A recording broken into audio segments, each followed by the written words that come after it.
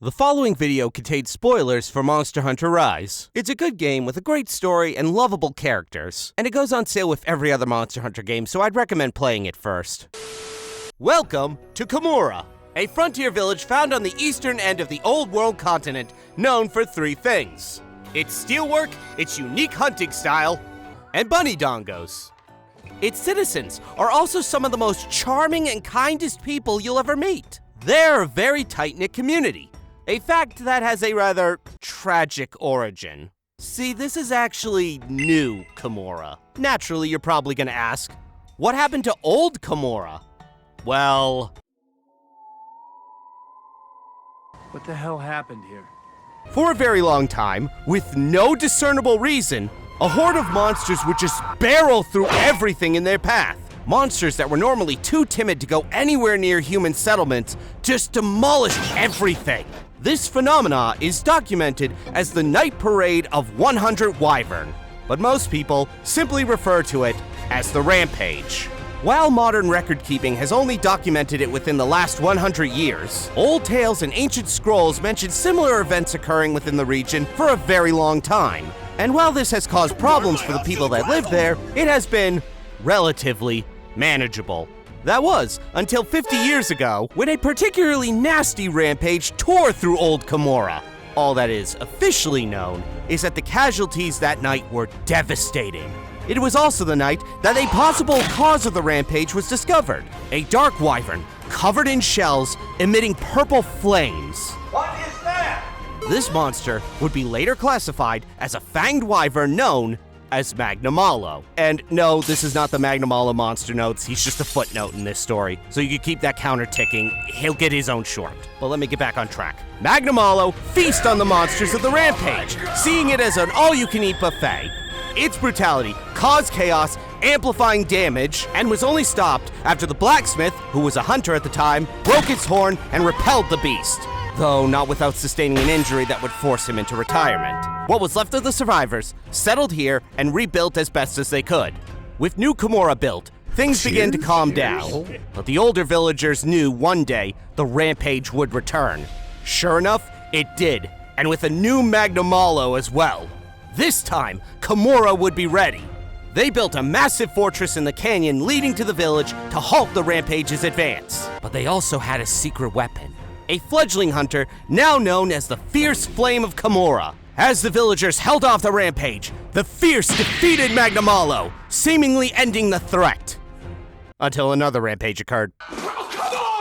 This time, they were led by strange, darkened monsters bearing glowing red scars. These are known as Apex monsters, not to be confused with Frenzied Apex. Berserk variants that are incredibly dangerous and can be found leading packs in rampages. What's more concerning for the guild is the resemblance between Rampage Apex monsters and Deviant monsters. The Apex Zinogre being a prime example, though to this day, a proper connection between the two has yet to be established. However, these Apex monsters turned out to be a symptom, not the cause. It wouldn't be until an Apex was slain when the truth would finally be revealed.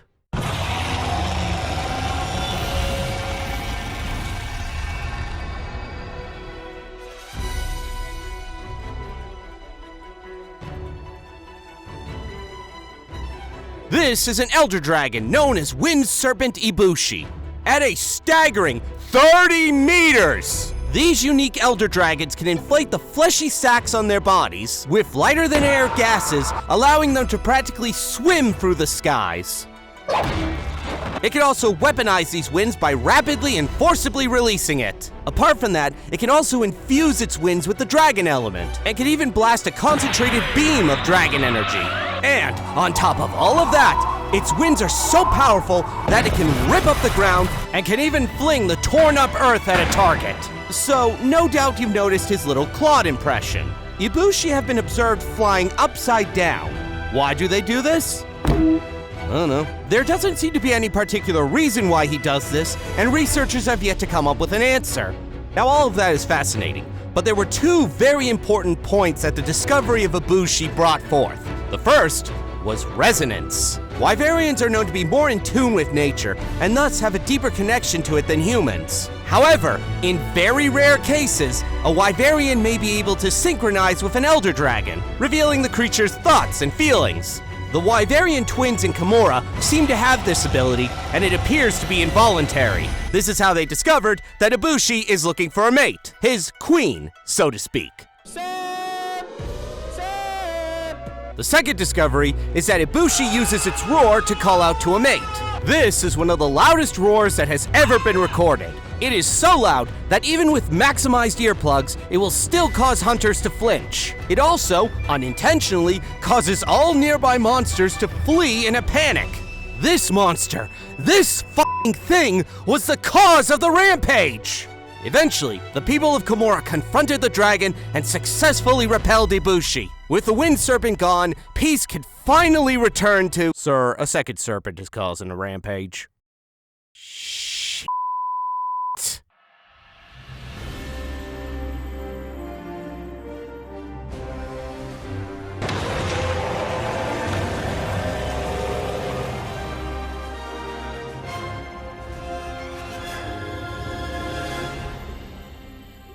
This is Thunder Serpent Narwa. At an impressive 38 meters, she dwarfs her male counterpart. Now, no doubt you've noticed the inconspicuous lump on her abdomen. This is a multi-purpose thunder sac and matrix, an organ that not only allows her to generate electricity, but gives her control over magnetism. Yeah, bitch! Magnets! Oh! This is what allows her to swim through the air, just like Ibushi. Basically, almost anything Ibushi can do, Narwa can as well.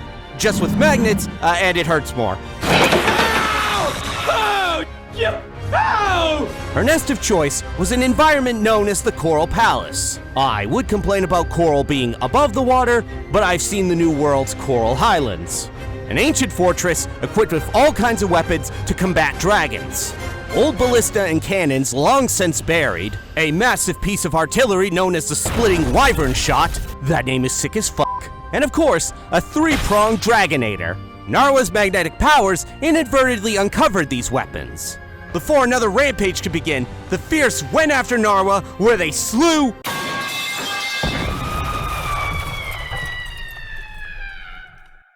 or they just let it fall in a hole. Okay, a win's a win, I suppose. But the two are prevented from meeting, which means the nightmare is finally— Let the storms howl, and the thunder roar. Oh my god. Fierce! You had one job!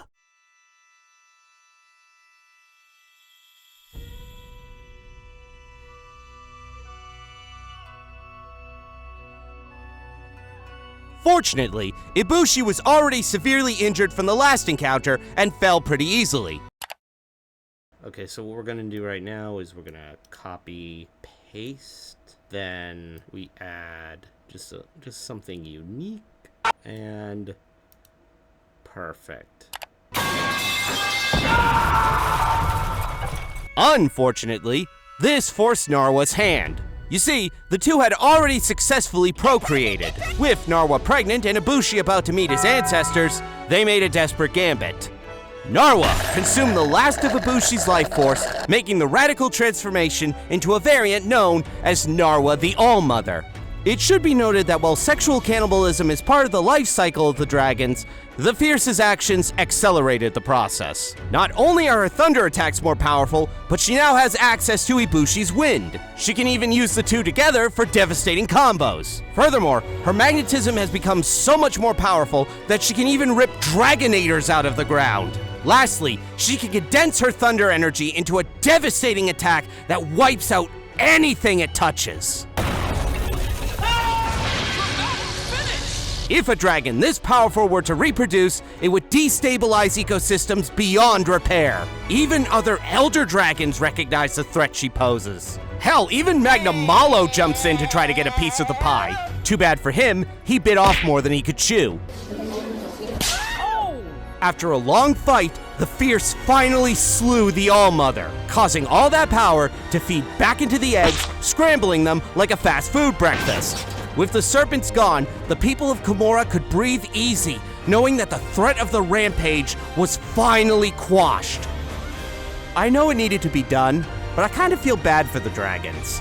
All they were really doing was just living out their natural life cycle. It's just that their life cycle caused so much grief for everyone around them. They weren't doing it on purpose, but it was either us or them. Survival of the fittest is the law of nature, and sometimes people forget we're part of nature too. Alright, enough of this sappy shit. Where's my bunny dongo? Here you